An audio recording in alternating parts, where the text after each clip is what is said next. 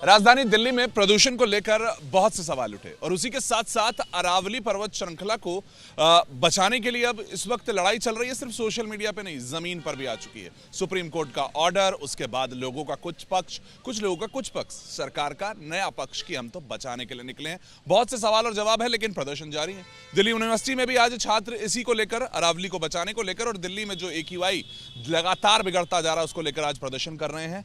और सेव अरावली के हैशटैग्स अब सबसे ज्यादा नजर आते हैं, चाहे सोशल मीडिया की हो, और अब ग्राउंड पे भी इस तरह की चीजें हैं। सिग्नेचर कैंपेन आज खास तौर पे चलाया जा रहा है और जो बच्चे हैं वो अलग अलग तरीके के पोस्टर्स लेकर यहां पर इस वक्त पहुंचे हुए हैं। रोटी, कपड़ा और मकान, और अब ऑक्सीजन भी। यानी कि देखिए, ऑक्सीजन होना भी एक बहुत बड़ी एक लग्जरी हो जाएगी, ऐसा जेनजी मानते हैं, ऐसा जो इस वक्त नई जनरेशन है वो समझती है।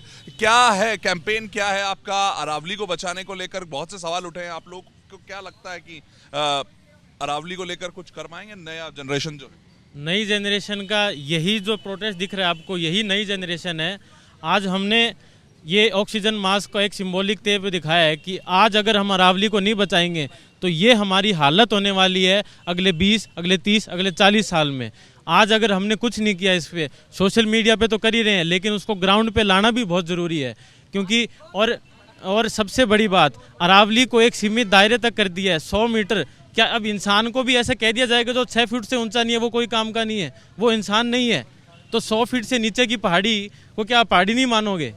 अरावली को हम बचाएंगे, किसी भी हालत में बचाएंगे। और राजस्थान के हमारे पूर्वजों के भाई ये इतिहास रहा है। चिपको आंदोलन से लेके बहुत से आंदोलन ऐसे रहे हैं जहाँ पे हमने अपनी जान गंवा दी, लेकिन पेड़ों को नहीं कटने दिया। ये तो फिर भी हमारा जंगल है, इसके लिए तो हम कुछ भी करने को तैयार हैं। अरावली नहीं कटने देंगे बिल्कुल।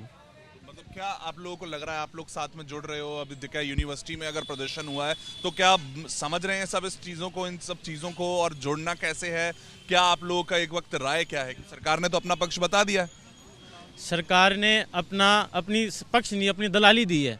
सरकार ने कोई पक्ष नहीं रखा हो, सरकार ने अपनी दलाली दी है कि हम कैसे अरावली को भी उन पूंजीपतियों को बेच देंगे। पहले पोर्ट बेच दिया, किसी ने कुछ नहीं बोला, एयरपोर्ट बेच दिए, किसी ने कुछ नहीं बोला, लेकिन अब अरावली भी बेच रहे हैं, हमारी सांसों का हक बेच रहे हैं। हम वो नहीं बिकने देंगे और उसके लिए हम लड़ेंगे आखिरी जान तक। हालात तो यहाँ पे देखो, दिल्ली यूनिवर्सिटी में चाहे कहीं से भी आए हो, लेकिन अब दिल्ली में AQI वो 400 है, वो फील भी होता होगा। क्या रहता है, कैसे अब जीवन कैसे चलता है दिल्ली में? दरअसल आप देख रहे हैं जैसा आजकल का माहौल है, हम देखते हैं ऊपर से कुछ नहीं दिखाई देता। जैसे मैं अगर 4th फ्लोर पर रहता हूँ तो मुझे नीचे की रोड नहीं दिखाई दे रही आज।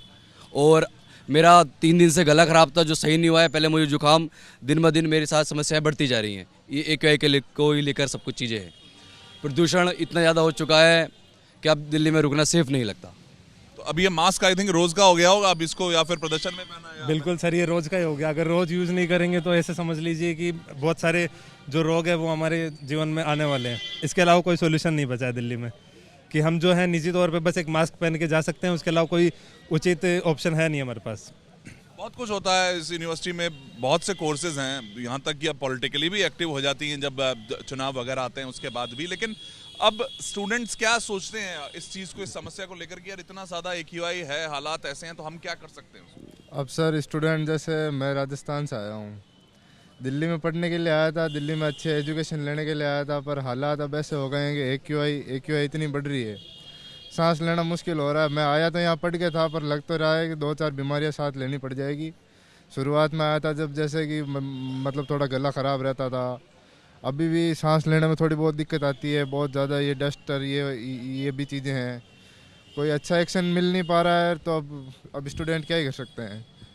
वो चीज़ें ही हैं कि लंबी सांस अंदर लेंगे अगर दिल्ली में तो जान बाहर निकल जाएगी। इस सोच के साथ, इसी के साथ यहाँ पर ये स्टूडेंट्स हैं। मैं अगर आपको पीछे सिग्नेचर कैंपेन दिखाने की कोशिश करूँ कि अरावली को बचाने के लिए किस तरह से यहाँ पर सिग्नेचर कैंपेन चलाया जा रहा है। स्टूडेंट्स आ रहे हैं, 23/12/2025 आज की तारीख डाली गई है, जिसमें कि एक तरीके से जो सोशल मीडिया से लेकर ग्राउंड तक एक आवाज़ उठे जाए, और आवाज़ ये मजबूत होती हुई नज़र भी आई। और इस वक्त ग्राउंड पे हालात ऐसे हैं कि लोग निकल कर आए हैं, सरकार से सवाल पूछे जा रहे हैं। सुप्रीम कोर्ट के जो इस वक्त ऑर्डर है उसको समझने के लिए लगातार ट्रांसपेरेंसी की जो जरूरत है उसके लिए कदम तो उठाए जा रहे हैं, लेकिन एक शोर जरूर मचा है कि अरावली को बचाना बहुत जरूरी है। अब वो चाहे बहुत बड़े बड़े फॉरेस्ट से जुड़े हुए एक्सपर्ट्स हों, पहाड़ियों को जियोलॉजिस्ट समझने वाले जियोलॉजिस्ट हों, या फिर दिल्ली यूनिवर्सिटी के जो स्टूडेंट्स हैं वो हो, सबकी एक ही आवाज़ है कि #सेव अरावली।